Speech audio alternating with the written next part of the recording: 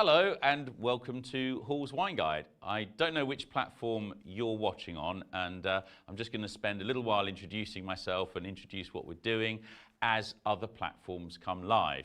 Because here at Hall's Wine Guide, we are sharing our passion for wine.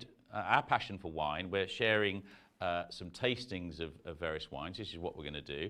I'm not a professional wine person. I'm an amateur who loves wine and has been enjoying wine for decades. And what we're going to do on these live streams is explore some of that, share some of my love and passion for wine, take questions and share some social media chat with you. And as we've started going live, we'll be adding new platforms. So whether you're watching us on Twitter, whether you're watching us on Facebook, whether you're watching us on Instagram, whether you're watching us on TikTok, whether you're watching us on YouTube, there are different streams going out live. And we're doing this from our live streaming centre here in Bristol. This is a great chance for us to experiment with the magic of this technology and for me to share some of my passion for wines. And of course, being in Bristol is not mad either from a TV point of view, because technology and broadcasting has a long history in Bristol, but also the wine industry has a long history here, because Bristol was one of the major ports for importing wine when wine was brought to the UK rather than made here in large volumes. And we'll come on to the English winemaking and English and Welsh winemaking later on in this live stream. So I believe we're now live on quite a lot of platforms. I have Chris in the gallery talking in my ear. He's going to be helping guide the production today. And I'm going to start opening some wine and talking through what we've got. Now, I've got 5 wines, so we're going to be here for a little while today. And as we work through, we'll talk about the wines, where they're from, and where that sparks a different story or a different idea, I may ramble off in a different direction. Those of you who know me as friends will know that I can talk about wine for hours, and that's exactly what I intend to do. If you are new to seeing me talk about wine, then I hope you enjoy it. Feel free to jump on to any of the social media accounts. If you could like, subscribe, please feel free to do that, and certainly come with any comments or questions, and they will get fed to me here in the studio. So we're going to start with our first wine today, and that is here. This is there we go, I'm popping that down there. Now, that's getting that perfect there for our label cam. There we go. We need a nice graphic for that, don't we? Label cam, label cam. Lovely. So here we are. This is agave. Now, we're a wine here now from Italy, from the Piedmont area of Italy. So if you flew into Milan and you took the road down to Genoa, for example, you'd be driving through this area of Italy. I've done that drive quite a lot, heading, I have to say, not to Gavi, but to Alba, the home of the white truffle, which is also another wonderful winemaking area. But we've got agave here, and I picked this up yesterday at Morrisons, and it was on discount. So this bottle was £8, discounted, I think, from £9.50. Agave is made from a grape called Cortese, and that's an Italian grape that's pretty special. There are a few other places that grow it in small volumes, but this wine is largely grown in Piedmont. And you'll often see, and I'm often asked this question actually when we're out in restaurants, where you see Gavi on a wine list, because there's Gavi, and you'll also often see Gavi di Gavi on a wine list. And people often say, well, what's the difference between agave and agave di Gavi? Well, Gavi is the town in the middle of the winemaking area that grows Cortese to make the Gavi wine. So you've got wines that are from the wider area around the town of Gavi, which are just labelled Gavi, and you've got the ones that are from Gavi itself within that area, which are called Gavi di Gavi. There are slightly different characteristics to different parts of the wine, and there we go, lovely. So that's what we're going to taste. It's the first wine here. It looked to me to be quite a good deal, I thought, in Morrisons. This is the first Morrisons wine we've tried, and we'll talk through a little bit now about how we taste the wines. So obviously we need a glass. That's vital to wine tasting. But there's a kind of process, a procedure of tasting a wine, and we'll work our way through that with each of these wines, probably with a bit less authority each time we do it. So I'm going to pop this wine here.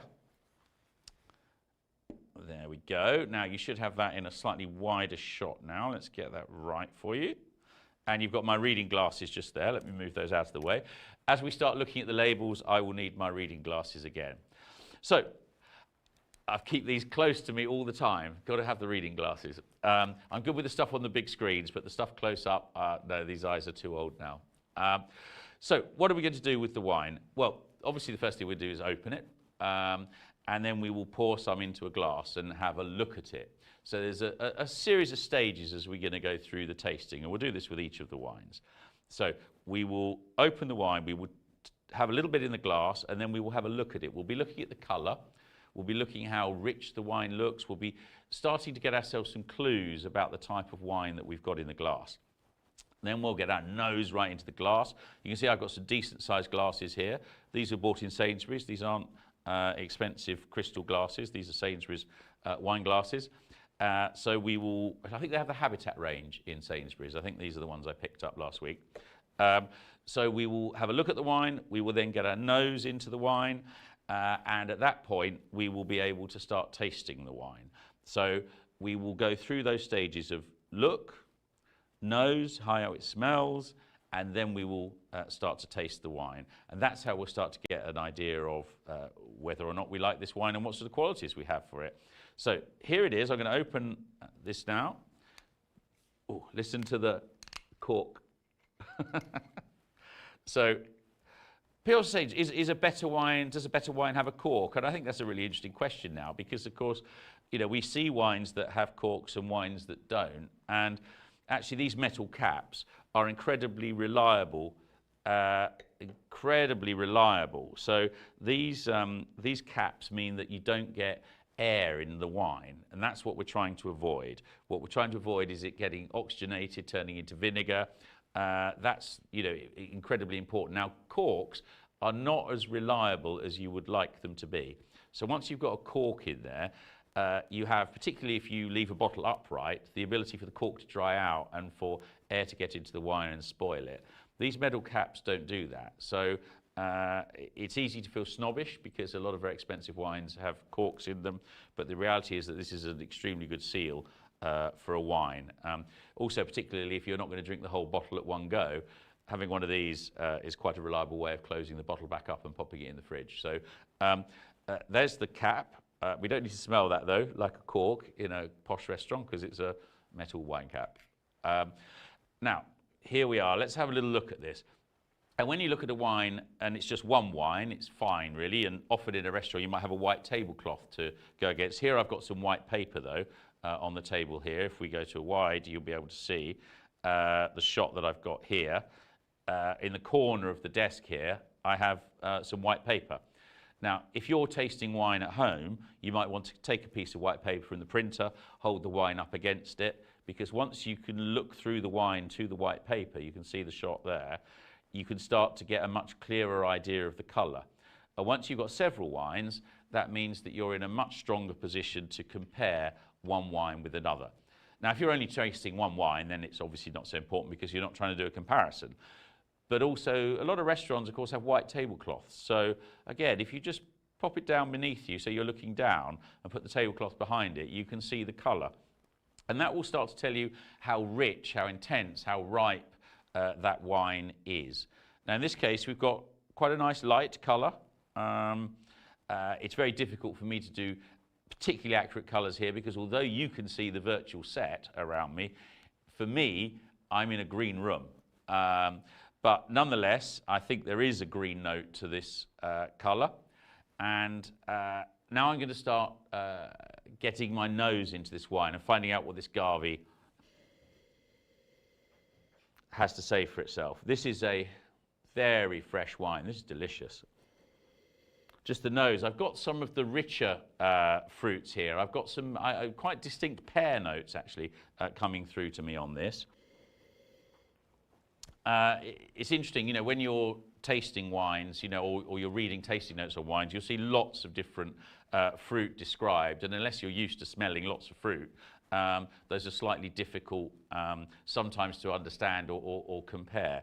But if you start to think about the fruits you know and understand, and think of those in your own notes, then it becomes again easier to compare one wine with another. So here I've got some, a little bit of tinned peach, some crushed pear. I've got notes in that space. So heading slightly towards tropical, richer flavors, but not, I haven't got sort of pineapple, banana, I haven't got those super rich notes. But I'm not getting the very astringent end of fruits either. So, you know, I'm expecting to get a nice balanced mid-palate wine from that nose. And I think I'm going to have a taste now and see what we think.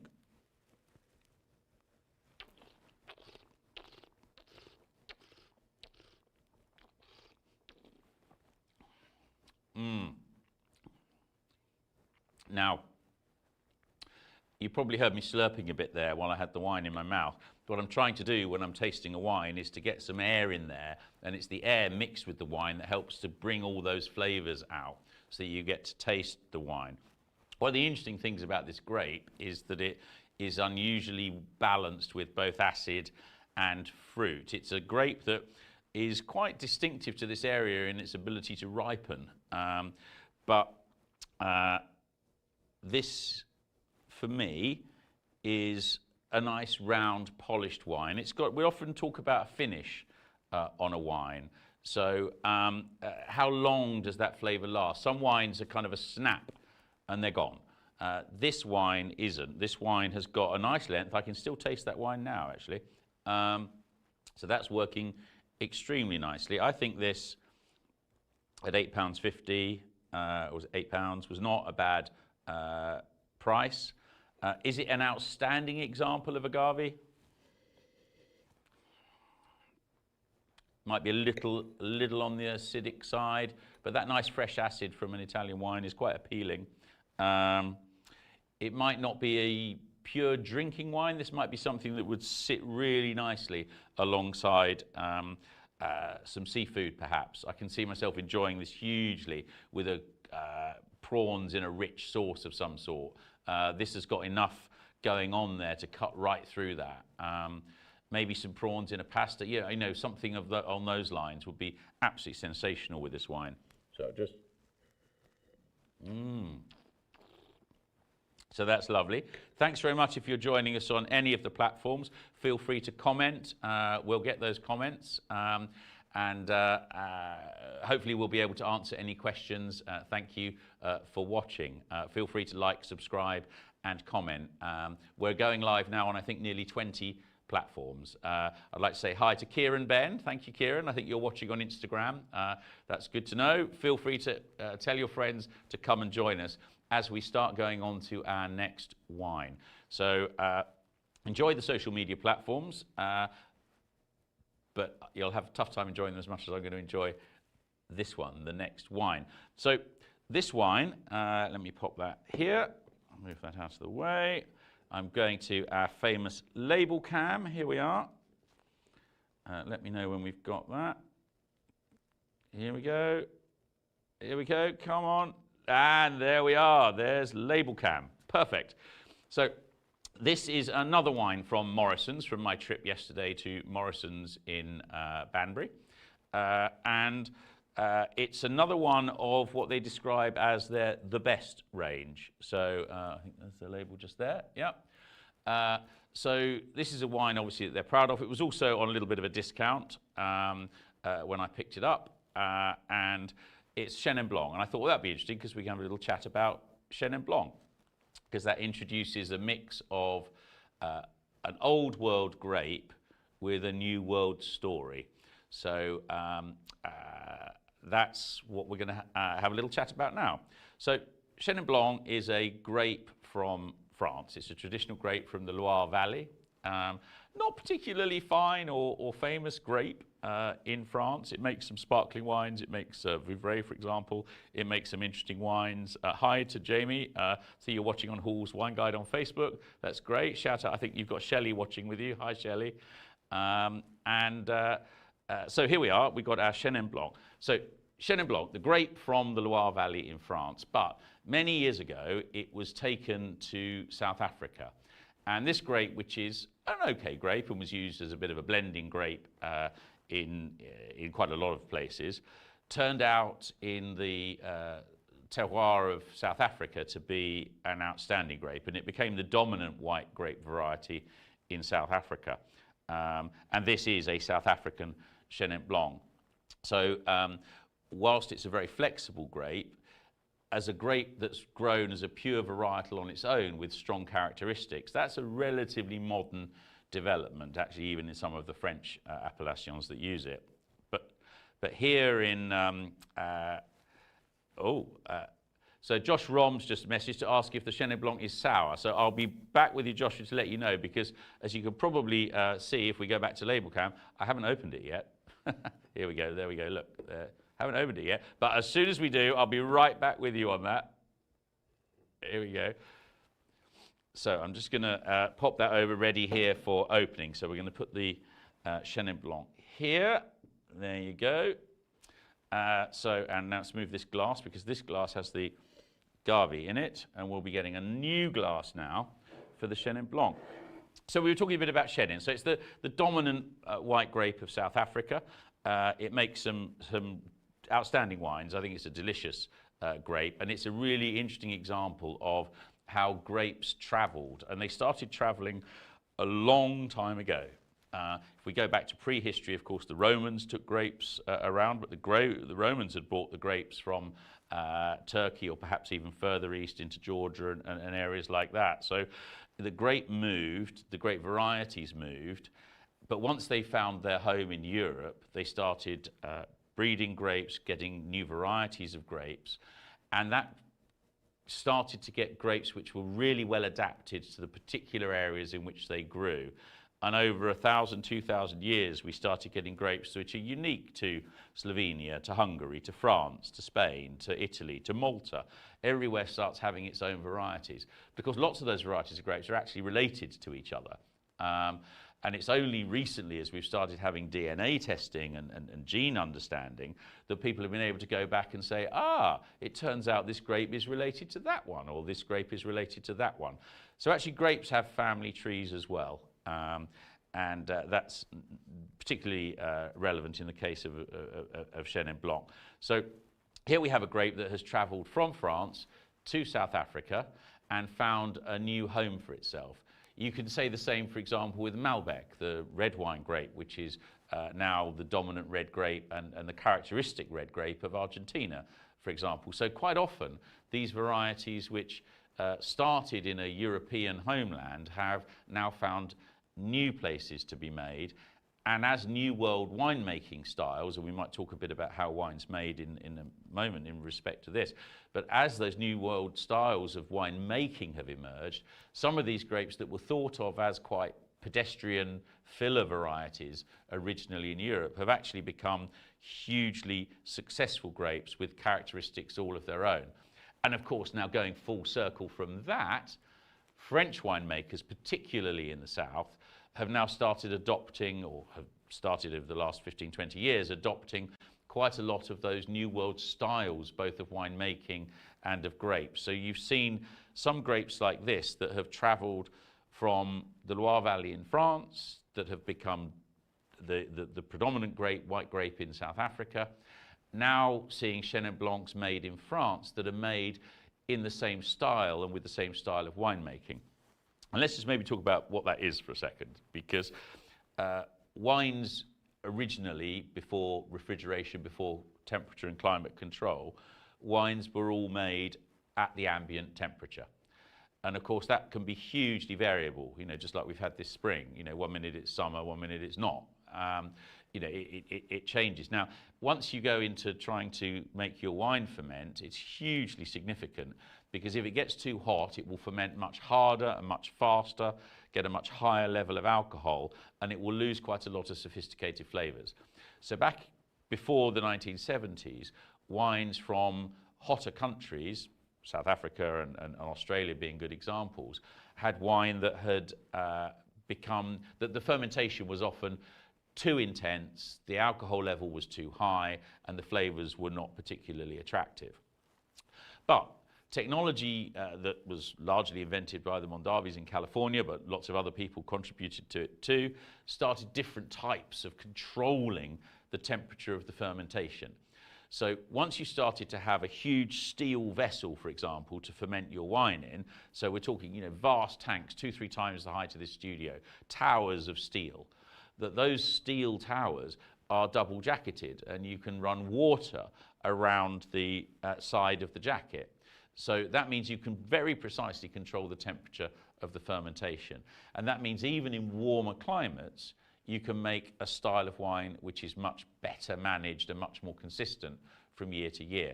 So that type of fermentation, instead of old concrete tanks out of barrels or fermenting in barrels, these are wines that are made very carefully, monitored throughout their life in the fermentation process, and then subsequently in the barrel if you want to add some of the characteristics of a barrel to the wine. So those techniques were developed in the New World, while France, in large part, was getting a little bit behind in the 80s, perhaps into the 90s. But then seeing the success of that consistent style of New World winemaking, you start to see those techniques growing in popularity in France. So now, here we go. Let's do our next wine. So here we go. I'm going to just pop the Gavi over here. I don't want to get these muddled up, otherwise I'll have to do my own blind tasting. So here we go. There we go. Just getting that in the right place for you. Can you guys see that? Lovely. Here we go. So I'm smelling the metal cap. It smells fine. And now I'm going to pour a little bit of the Chenin Blanc. Hi, Louise. I think you're watching on the Disrupt Your Instagram site or account. Welcome.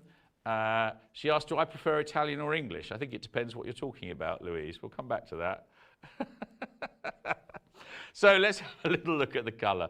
Now, the lovely advantage, of course, of doing a tasting as I'm doing now is that I've already got a glass of the previous wine I looked at. So I can compare the two. That's interesting. So this Chenin Blanc is definitely, you're going to find it very difficult to judge this. So just find a way whether you possibly can here. Trying to give you a shot of that. Yeah, it's going to be quite hard, isn't it? But yeah, if I do that, if I put them here, let's see. Yeah, if we use the label cam, there we go, if you get a shot.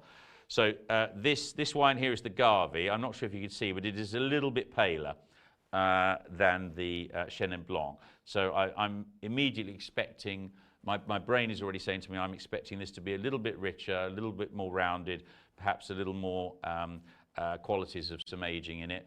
I may be completely wrong about that, but all the time we're going through that step-by-step process, we're trying to give ourselves a few clues. That's the Gavi. I'll pop that out of the way there, and I'm going to now taste. Well, first of all, I'm going to get my nose in, of course. Oh, and I've immediately got some tropical fruits on this one. I've got maybe lychee or litchi, some people call them, don't they? I'm going to go with lychee for this. Interesting. So that's a much riper style of wine than I was expecting. From the colour, it's got a lovely rounded nose. It's very distinctly different from this Gavi.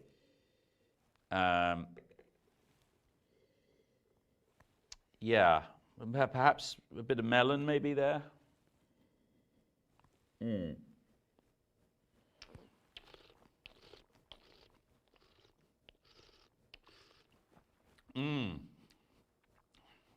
Okay. So that's also quite a fresh, light style of wine. It doesn't have the same long kick of acid that the Gavi had. So this, if you're looking for a wine to drink this evening in the garden, or sitting outside on a balcony, or sitting at home in front of the telly, frankly, this is a good option. This Chenin Blanc, let's just put that label in the right direction for you there. So this bottle here, which is from Morrisons, it's from their The Best range, and it's a South African Chenin Blanc. It's got enough weight to justify the extra 2 or 3 quid over the bog standard cheapest wines you can find in the supermarket. So the wines I've got here, they're going to cost you a little bit extra. They're not the £5–6 wines, they're the £8 wines. And I guess what this tasting is in part trying to do is see whether or not that was worth the extra 3 quid. And actually in both these cases, I think it was. They both got something to say. The Gavi Probably need something to eat to go with it. It's got, unless you like an acidic style of wine, unless you're a Sauvignon lover, in which case you'll lap that up.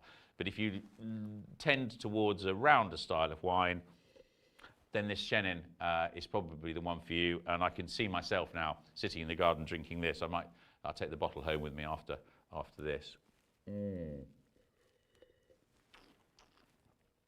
Okay, so those are two English wine. Those are the two wines we've had: the South African and the Italian from Piedmont. And for our third still white wine today, table wine, we are going to go to England. So it gives us a chance to talk a little bit about English wine, English and Welsh winemaking.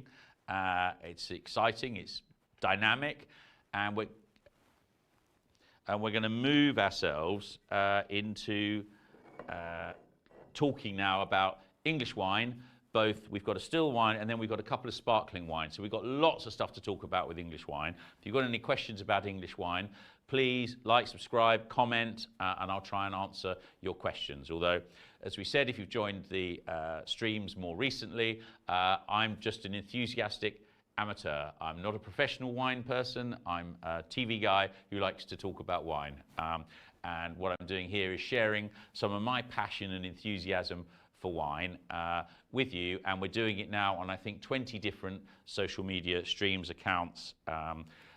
So please enjoy this, and now I'm going to start talking about English wine. So, who started making English wine? Well, probably the Romans. We've been making wine here for a very long time. But of course, over the 2,000 years since the Romans arrived, winemaking dropped off. There was wine being made, but England became a beer country, as did Wales. But there was always a little bit of winemaking, and what became in the sort of post-war years, 60s and 70s, a bit of a hobby business for some landowners to plant a bit of a vineyard and try some grapes, became, through the 80s and 90s, a much more significant undertaking, and more vineyards popped up, and larger vineyards popped up. And the other thing that changed is that instead of just picking some vines and sticking them in a field, people started to use the science of viticulture, of growing grapes, by studying the ground, studying the terroir, working out which grapes would be best. And of course, when we use these names like Chenin Blanc or Garvey or Cortese, the grape that's in Garvey, there isn't one version of any of those. There are lots of clones of those grapes too. So once you start thinking about, the vineyard behind me here, what grapes are you going to plant there? You need to study precisely the geology of what's going on there, the meteorology of what happens on that particular slope, how much sun it gets, how much rain it gets, when the grapes are likely to ripen in that location, when it's going to flower, because that's, if you get the frost on it, it's a bit of a disaster. So you're trying to match all of these qualities, both of the grape and the land, to make a great vineyard and to make a great wine. And a lot of those early vineyards were slightly more randomly located, but some of the newer ones are outstandingly located, and the choice of vines, the choice of clones, and the quality of the winemaking has gone through the roof, to the extent, and I have a secret for you to hold on till the end, but what I have here is a sparkling white wine. I'm just going to pop this here so you can have a little look. Look at that. So this is going to be our last wine. This is a Pommery. This is a champagne style of wine made in the champagne method, but from an English vineyard in Hampshire. So let me go back to pop that back. We'll be coming back to that later. But yes, here we have a Pommery champagne style. It isn't champagne because it's not from Champagne, but made by Pommery. And there are other, even Taittinger have been investing in vineyards. We're still waiting to see what the Taittinger champagne or English sparkling wine looks like. So now we're going to go, before we go to those sparkling wines, we're going to go to the Woodchester Valley single estate Cotswold wine. So I'm going to pop that here. Let's get that. So we're on label cam. Let me just pop these out of the way for a sec, so you get a clear view of that. Now, I picked that up today when I was on the M5 driving down to the studios here in Bristol. And there's a great service station at Gloucester, which is a farm shop as well as a service station. I think they have another one up in Scotland or on the border just in Cumbria. Fantastic. It's a wonderful farm shop, great food, fantastic sausage rolls, but they also sell a lot of local produce, in particular wine. There's lots of great ciders in there as well. So I stopped there and I picked this up. So this isn't a wine I know much about, so I'm going to work my way through learning about it with you. As we go through that, I'm going to read the label with you as well. So we're going to learn about this wine together. So I'm popping on my glasses. I'm saying hi to Joe DeMax. He's on the Hall's Wine Guide page, so that's great. And I shall now focus back on the wine. Yeah. So we are now going to read the label together. So this wine was made by Cotswolds, single estate, Woodchester Valley. It's the 2021 Culver Hill. It says on the label, delicious dry white blend. I'm not sure there's a regulated wine status called delicious, but we'll check that out ourselves a little bit later on. Established by the Shiner family in 2007, Woodchester Valley is an award-winning single estate vineyard. Nice, so this isn't, if any of you watched the last Hall's Wine Guide, we had some Lime Bay Winery, which buys grapes from different growers. This is a single estate wine, so all the grapes were grown by the vineyard who made this wine. Planted on the steep slopes of the beautiful South Cotswolds area of national beauty, so outstanding natural beauty. So I live in the Cotswolds, this wine is from the Cotswolds, so I'm hoping that this is going to be a marriage made in heaven. Our focus is on producing the very best quality still and sparkling wines. Oh, they've got sparkling as well. We'll come back to talk about the sparkling. I got distracted now. We'll carry on back on the sparkling in a minute. And it elegantly reflects their origins in the limestone soils of our vineyards. So limestone, I'm going to pop the wine back in the middle here for the label can while we talk about that. So when people say wine producing in England, are you mad? We produce wine in France. Well, one thing that's slightly missing for people's understanding of that is the... So one of the things that's slightly, that we need to understand there is that the terroir, the soil that's in the south of England and the soil, the geology that's in northern France are not only similar, in some cases they're actually the same, because the ground in places goes down under the English Channel, the rocks, and comes back up the other side. So there are places with limestone that are the same in Dorset as they are in Chablis. There are places in Champagne that have very similar geology to the geology that we have in the south of England. So if you can find the right slopes, the right weather, the right sun, and plant the right clones of the right grapes, then the south of England should be an outstanding place to produce wine, because the geology is not different. What you need to find is somewhere, there are places in France where you need almost to protect grapes from the sun, because there's so much, certainly some of the grapes that you grow in the north of France. So as we get these great long summers, wasn't one when I drove in, but as we get these great long summers that we're all being promised, we should be able to get even better and even better wines. So those types of wines and types of grapes that are very common in the north of France, so we're talking about Chardonnay, Pinot Noir, Pinot Meunier, talking about the Chenin Blanc even from that we talked about. Those are all types and styles of grape and wine that we should be able to make well here. So this is interesting. I think we've gone through what we have here. We've got our classic white Culver Hill, has fresh aromas and flavours of melon, apple and citrus fruits, which are beautifully balanced. Well, we'll judge that in a minute, won't we? The barrel fermented Ortega, that's interesting, we can talk about barrel fermentation now, gives great structure and complexity. A delicious dry white wine with a clean, lingering finish. Well, so there are different ways that you can make wine. Quite a lot of wine in England, certainly in the 80s and 90s, was fermented in fiberglass fermentation vessels. Which obviously have some dependence on the ambient temperature. But you've also now got a lot of steel fermentation, so people have invested in that to make higher quality wines. But some of the things that you want to do if you need to get, if you want to make a wine that has more rich complexity and more flavors, is to allow the wine to spend some time in contact with oak. And barrels is the traditional way of doing that. Now, there are methods of adding oak chips to try and get the oak flavor into wine as well.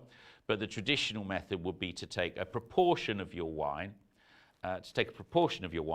and to age that or ferment it even in barrels. So you could have all of your wine clean and fresh and never touch any oak. You could take some of it after it's made and age it in oak and then blend it. Or you could take some of your must, your grape juice, and you could ferment it in an oak barrel and then blend it with some wine, either complete all of it or blend it with some wine or some grapes that haven't been. So we're going to get ready now to try and taste this. There are some 400 vineyards or so in the UK now, and they're in the south of England and in Wales. I don't think there are any in Scotland. If there are any in Scotland, please let me know by going to the social media comments on whichever platform you're watching. That's exactly what John Darval has done, who's watching on Disruptia's Instagram. So John Darval, I'm told I'm pronouncing the name wrongly. Sorry, John. So yeah, feel free to comment, make any questions. I think we're now on about 20 social media platforms. It's a great opportunity for us to test our technology here and for me to share some of my passion and enthusiasm for wine. So yeah, some 400 or so vineyards now across England and Wales, all different styles. And we've also got people investing now in much larger scale planting. So the science and the quality of English winemaking is going up year after year. So let me get myself a glass. Okay, and we will now taste the Woodchester Valley 2021 Culver Hill, which according to the label is a delicious dry white blend. So here we go. Oh, there we are. And let me just pour some into there. Those of you who've joined us, if you're thinking about these wonderful, expensive-looking glasses, just so you know, I picked them up in Sainsbury's last week. Quick shout-out now to Fergus Lawson, who I think is watching. Hello, Fergus. Thanks for joining us. I'm sorry to hear that. Right, here we go.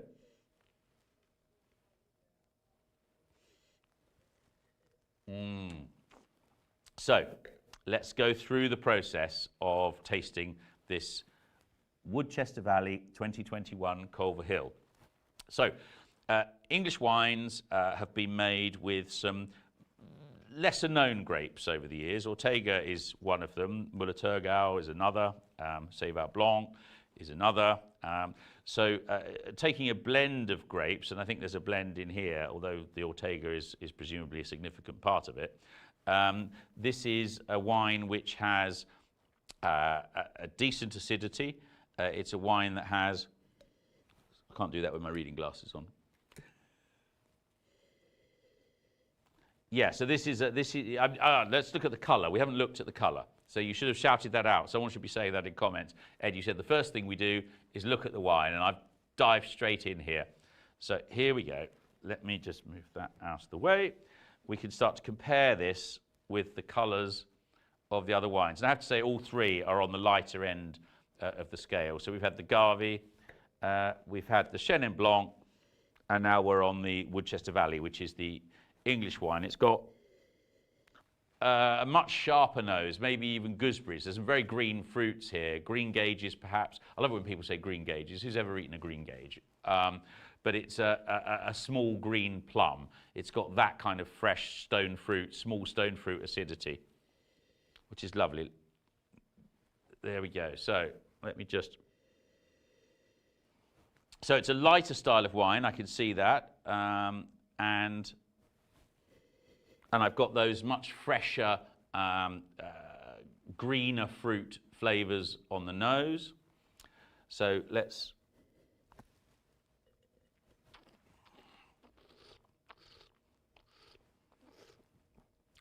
So the interesting thing about this wine is that whilst it's got that really forward acidic freshness that is coming from that green gage type flavour, what you have also got is a distinct roundness. And that fatty roundness, if you like, is what I think is coming from the barrel fermented Ortega in this wine. So actually, of the three wines, I think this is the most balanced wine. It's got a much rounder mouthfeel to it than the other two. This is an absolutely delicious wine. Of course, price-wise, because of the tax on wine produced in England, and the costs, I suppose, of producing wine in England, it's a more expensive wine. So this one's a bit more of a treat. I think this was $15.95 when I picked it up today. So this is, twice the price. And I think, I often, when I'm looking at the wines in the shop, I think, well, do I buy 2 bottles of something fairly cheap, or instead do we buy a bottle of something of a better quality and drink a little bit less between us? I'm sure you've probably had the same moments yourself in the shop. So I'm being asked now by Fergus, which is the strongest wine. That's a good comment. Let's have a look, shall we? So my own sense of the alcohol would have put the Chenin as the strongest, but we'll have a good look because that's a very good question. So let's start in the order we've tasted them. So the Gavi de Gavi, I have here 12.5% for the Gavi de Gavi. For the Chenin Blanc, 13%. And for the English wine that we're drinking now, 11.5%. So my palate hasn't deceived me there. So the English wine is the lighter style of wine.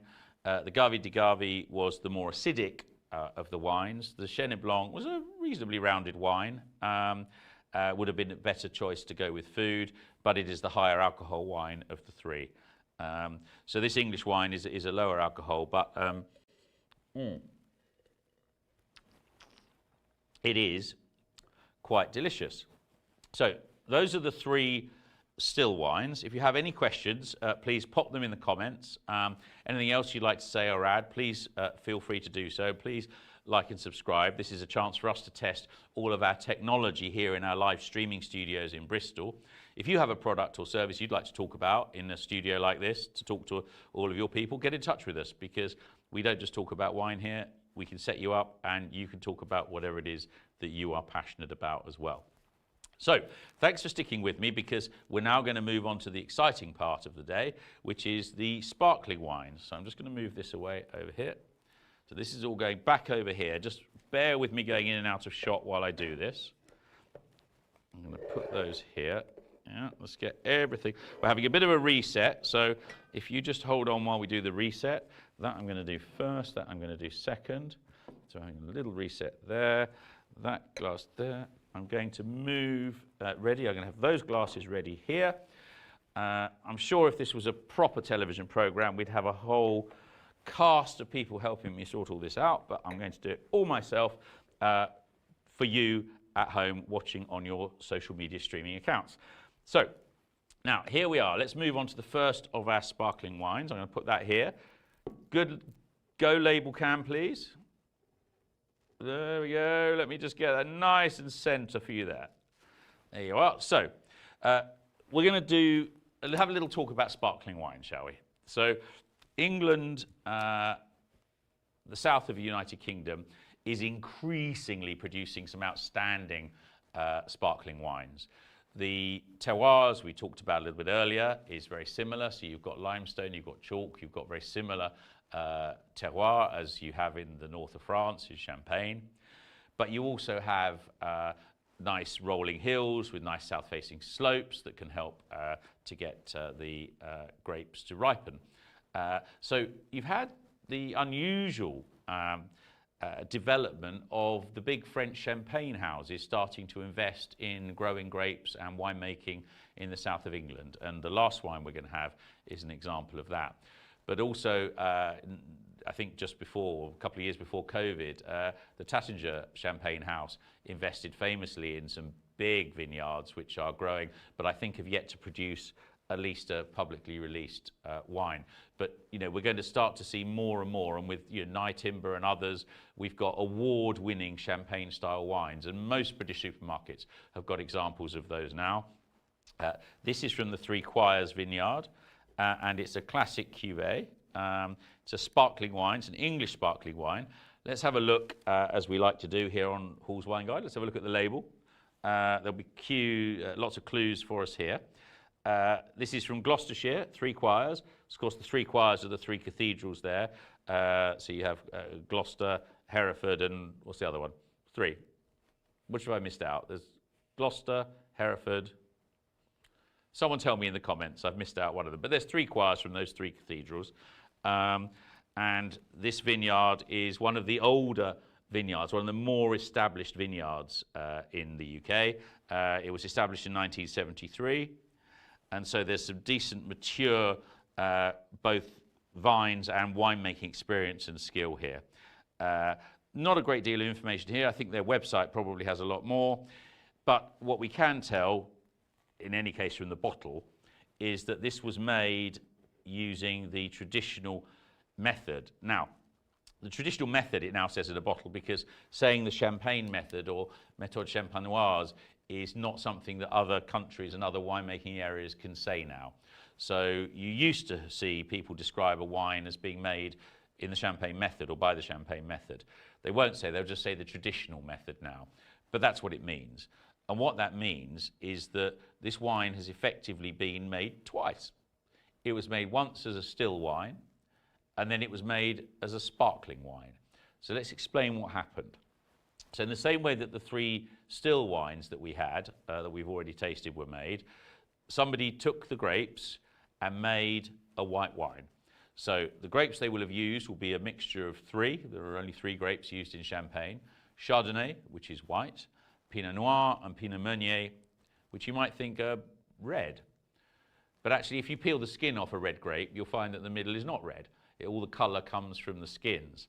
So what you have here, and what you have in every champagne, is one, two, or three of those grapes, which have been crushed. The juice, without the contact of the red skins, has been made into a still wine. That wine is then bottled in a bottle that has a big dimple in the bottom here, which, as you see, the still wines don't need to have.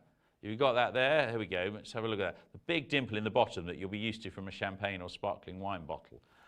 And that has to be because and it's also got thicker glass on it. And the reason for that is that once the still wine goes in there, we're going to start to allow it with a little bit of yeast to ferment again with a metal cap on the top. So that will start to ferment, but this time the carbon dioxide won't bubble off. It will get trapped in the wine during that second fermentation. And that's how these wines are made, and that's how the sparkle comes into the wines.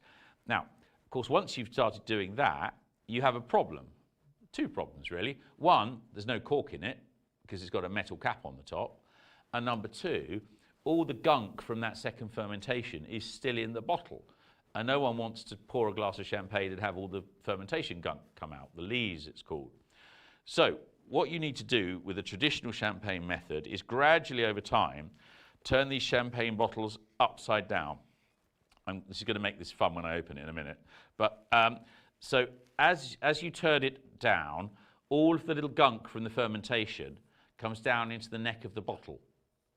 So traditionally, that would be a manual process of taking off the metal cap, letting the let's put that there, letting the little bit of gunk come out and topping it back up with a little bit of liquor. And what goes in that, the dosage, is the big secret of most champagne makers. They won't tell you precisely what's gone in that, because that's the final finishing balance to the champagne. Now, of course, in reality now, that's not a mass production method. So actually, you'll see large crates of these bottles, all very slowly by computer being turned around over time. And then you can put the necks in brine, in super cold, salty water, and that will freeze the neck so that you can take out a little pellet of ice from each of them and then put the little dosage in, and then put the cork in. And that's how you make a champagne by the champagne method, or what we now have to call the traditional method. And that's how this wine was made. So we're now going to start having a taste of this first wine. So I'm seeing what else we can find out about it. Have I missed anything there? It's a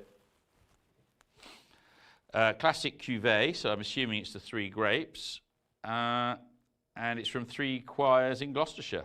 There's a 3quiresvineyards.co.uk. That's written 3-quires-vineyards.co.uk. So if anyone wants to find out more about the classic cuvée, I suspect the website will have more information. If there's something you think we need to talk about, because I can't do that and do this, then let me know in comments. So let's pop that there. There we go. Now, opening champagne. Everyone gets a little bit nervous about it, particularly when it's been out of the fridge and I've been shaking it around a bit. So what are we going to do? What we were trying to do is not pretend to be Lewis Hamilton at the end of a Formula One Grand Prix. That will get everyone in this studio very upset with me, and I'll make all the cameras and the technology that you can't see soaking wet with champagne. That won't work. So what you're trying to do, and what you always try to do with champagne or a sparkling wine, is to open it in a very careful, controlled way. Now, it may sound a bit rude, but I once had it described to me as it should sound like a nun farting. And that's because you should never hear that. Who would ever want to hear that? So you're trying to get it as quiet as you possibly can. So I'm going to now take off the foil. I've never done this on the telly before, so this could go horribly wrong. Actually, there is a story. I did cut my eye quite badly once on a bottle of Cava.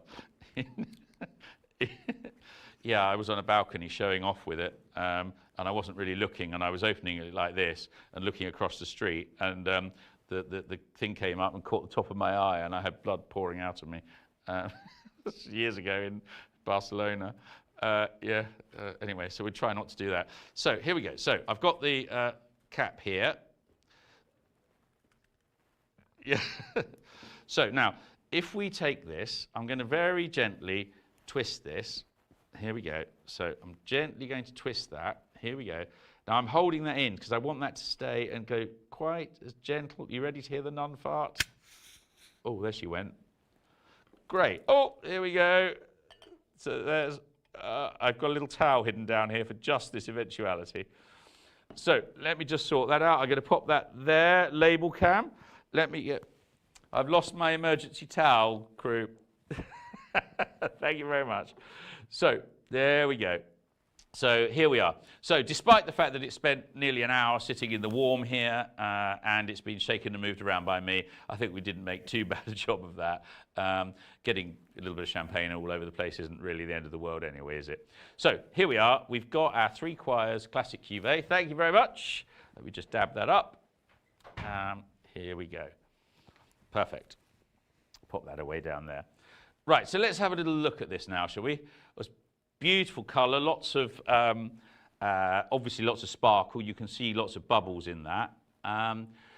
There's a lot of discussion amongst champagne tasters about the nature of and the size of the bubbles, and whether you get a nice gentle sort of mousse or whether you get quite an aggressive fizziness to it. So these bubbles do look a little bit on the larger size to me, but again, we've talked a lot about comparing wines today. For the next one, I have another glass, and we'll be able to look and see how different they are.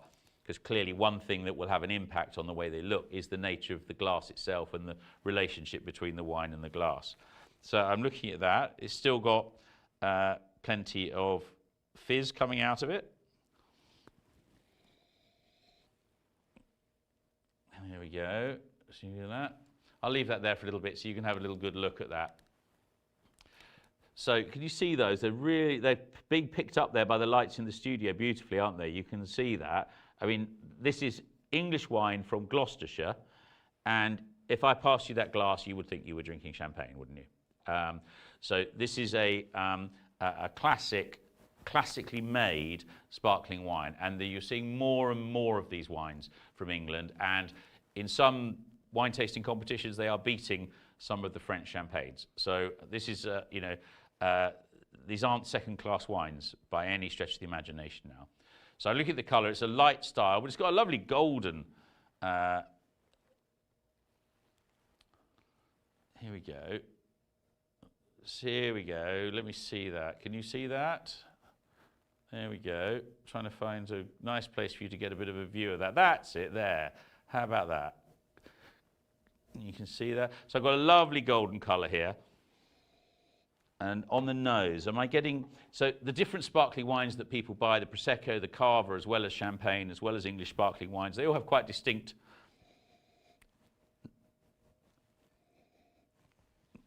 Let's pop this here so you've got a nice view of that. And... Let me move some of these bits and pieces to give you a nicer shot of the wine without my bits of rubbish. There we go, and my reading glasses a little bit better. So,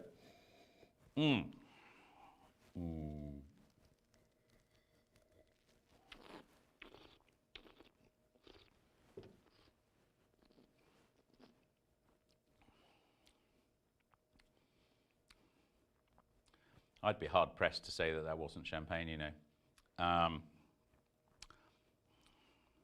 It's lacking a little bit, perhaps, of a forward acid note in it, but it's beautifully rounded. It's got quite a long finish. I've got. I wouldn't say I've got tropical fruits there. I haven't got any sort of flavours of age with it. It's a very fresh style of sparkling wine. There's something a little bit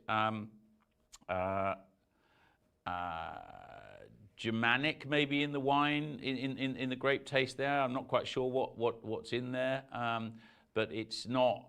I mean, it's not bad at all. Now that's made by an English vineyard with English winemakers, and for our last wine, we are going to try a very interesting development, which is the investment of Pommery, the wine house from Reims. Here we go. So have a look at this. So we're now seeing the name Pommery on an English sparkling wine.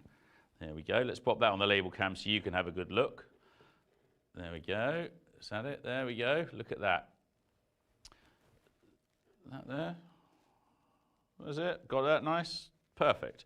So move that out of the way so you've just got a clear view of this. So what do we have here? What we have here is a sparkling wine, which is an investment from a champagne house in Champagne. And they are now beginning to produce their own English sparkling wine. And I think you're going to see more and more of this appear. There are various vineyards that have been invested in by champagne producers, and those are starting to produce bottles now. Because obviously it takes a few years after you plant a grape before you can start harvesting it. So this is from Pommery. Pommery is one of the earliest champagne houses, and it's one of the champagne houses that was always quite creative at doing new things. So it was Madame Pommery who invented Brut champagne, the dry style of champagne. Champagne traditionally was a much sweeter drink. And of course, we now generally all drink a dry style of champagne. And that was developed really for the English market in the 19th century. And it first came from Pommery, from Reims in the Champagne area. So to see them still at the cutting edge of doing something new is quite exciting. I've got a glass here, and let's compare. So we've gone from our wines in the tasting today. We've started in Italy with our Gavi from Morrisons. We've gone to the Chenin Blanc, also from Morrisons. We've then gone to an English wine, which we rather liked, from the Woodchester Valley, the Culver Hill wine. And we've now had an English wine, sparkling wine from Gloucestershire. And our final wine that we're going to taste now is this Pommery, which I'm going to open now. So here we go. Yeah, let me just open this. So let's get that, look at that. Let's move this over with the other wines now. There we go. The crew are looking forward to me finishing this live so that we can all have a taste. But at the moment, it's just me. And here we go. So we have this Pommery here. I'm going to do the same now. I'm going to very gently see if I can open this without too much drama. Remember, I've got the towel now, so we're going to be all right. Yeah, here we go. Can you hear her? Can you hear her? Ooh. It's just a little one. There we go. So let's pop that here. We're going to do label cam. Let me pour a little bit of this here. So there, oh, it's a much, much paler colour than the last one. That's interesting. Immediately much paler. I've got a touch of the pink in there, I think. So, right, there you are. You can have a little look. What I might just do is slide the other champagne in next to it so you can see whether you can get a sense of the colour. Does Label Cam pick those both up? There we go. There you go. So here we have our new one. So this is our, I wonder if I put a piece of white paper behind, that might help. No, it doesn't, does it? Here we go. So here's our last wine. So this is the Pommery English wine. And I'm going to have a little look at that. It's a little paler than our other champagne, but I have to say the bubbles are much smaller. Can you see that? Can I get that in close? Because that really is interesting. I'm just going to pour a little bit of the earlier wine into the glass so we can do a bit of a comparison.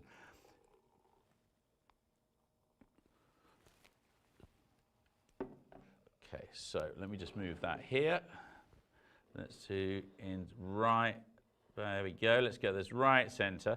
So we're just going to get those so you can see. Now, I don't know how clearly you can see, but it's really visible for me that this one here, yeah, this glass has much larger bubbles than the new champagne that we've just poured, which is much, much finer. You can see on the top, actually, I can see as well, that I've got individual bubbles coming up on the first one, a little bit like a sort of fizzy drink, whereas I've got just a sort of mist almost of tiny bubbles on the Pommery, on the Louis Pommery English sparkling wine. So let's just move the previous one out of the way. Let's have a look. It's a much finer colour. Ooh. Let's put this back so you've got a sight of that while I have a taste. Now, I believe this is available in quite a few supermarkets. I picked it up today in Sainsbury's, but I think it's available in quite a few supermarkets. It's going to be quite new on the shelves because I think it was only in about 2017 or 2018 or something that they started this venture. So this may be, certainly the first time I've seen it, it may be its first year. I don't know, but let's have a...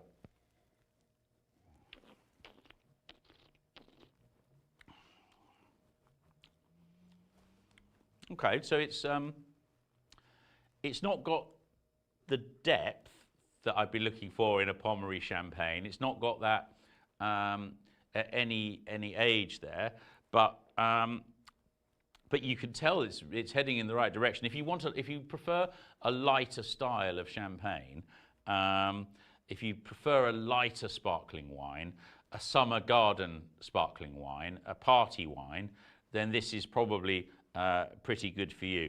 If you're looking for some of those qualities, vanilla, oaky, richer, darker qualities that you'd be looking for in an older, more expensive champagne and a vintage champagne, and I think you may find this a little bit disappointing.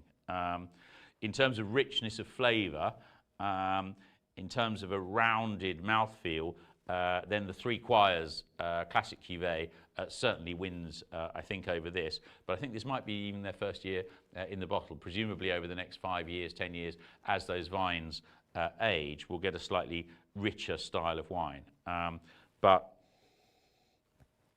there's no flaws or faults in this wine. It's a delicious wine, and if a lighter style of sparkling wine is what you're after, then I think you'll find this is a very good option. And this one was from Sainsbury's. It's interesting, the label. I do wonder whether that's a good branding call, because it would take you a moment to realise that although it's got England written down there, you know, you see the Louis Pommery, you're not going to immediately think, oh, that's an English wine, are you? So I think there's maybe still some brand thinking to go through with that wine. But nothing wrong there. And once we've finished, we will share these wines with the crew that are working on the live stream here. And obviously you can try them at home. Lots of comments are welcome. And we'll see what everybody else thinks. But from my own point of view, we've had lots of fun here. We've had lots of fun checking out the technology. We had lots of fun with our label cam. More importantly, we've had lots of fun tasting a range of different wines and telling a few stories about wine and wine making. So we started with the Gavi, the wine made from Cortese in Piedmont. That was from Morrisons, perfectly nice wine. It was very fresh, had quite a more punchy acidity than I was expecting with it. Probably quite good against something like a prawn pasta, something of that sort, or rather like that. Felt it needed food to stand up against it. We've had the Chenin Blanc, the South African Chenin Blanc, the Loire grape that South Africa has made their own. That was a more rounded wine. I thought that would be a very good wine for drinking on your own, drinking over, not drinking on your own, drinking on its own. Well, be perfectly good. I've been drinking it on my own. So, you could drink that. Would be great as a drinking wine to offer to have, if you're sitting in the garden having a nice bottle of something. Oh, this is a very nice wine. Certainly worth the extra £2 or £3 over if you're buying the cheapy to cheap wines in the supermarket. Worth that little bit extra. The quality was definitely there in that wine. We then tried the Woodchester Valley, the English white wine, which was a delicious, perfectly made wine. I'm just going to move my computer here because I think I might just be blocking the camera a little bit. Let's just drop those down there. Here we go. Let's drop some of these foil tops down. Let's give you a nice view of these wines here. There we go. That's probably a bit better for you, isn't it? I wonder if we could squeeze them all into the label cam. Let me see if we could do that. So you get to see all the wines that we've tasted today. Let me see, is that fitting in there? There we go, that's it. So you've got that. There we go. So you've got those. Don't know if we're going to get that. We might just get that in there. Perfect. I don't think will we get a fifth one in there? Maybe if I move that a little bit that way. Let's try and get them all in for you so you can see everything that we've tasted. So I was just wrapping up there with the wines that we've tasted today. Here we go. Look at that, we've got them all in there. Isn't that magic? Well done, Label Cam. So we've talked about the Gavi, which was the one that needed a little bit of food with it. We've talked about the Chenin Blanc, which I thought was a great drinking wine just to have on its own, or indeed on your own. We then tried the Woodchester Valley, which was the English white wine, an interesting and good wine from a growing and substantial vineyard with quite a lot of different wines and different grapes. Interesting blend there. That was the one that had the barrel fermented Ortega in it, so that gave a nice rounded quality to it. Of the three wines, I think that was clearly the most rounded of the wines. It was a very nicely made wine. The fact that it was an English wine did not make it second at all. In fact, I think it was probably the strongest of those wines. And then we had the two English sparkling wines. We had the Three Quires and we had the Louis Pommery. And of those, I think that the Three Quires is the strong winner. I'll just check myself on that. So, thank you ever so much for joining us. It's been a great opportunity for us to experiment with our live streaming technology and for me to share with you some of my passion for wine. I'm an enthusiastic amateur. I'm not a professional. I'm not selling you any of these wines. I'm picking up wines and taking a chance to talk about them and to talk about winemaking. If you have any questions or comments, please put them in the various social media platforms. If there's anything wrong with anything you've seen in the streams, whether it's me talking about wine or anything technically with the streams, please add that in the comments too so that we know and that we can improve our output. It's been fantastic having this chance to talk to you about wine. We'll be back soon with the next Hall's Wine Guide. Thanks ever so much for watching. Goodbye.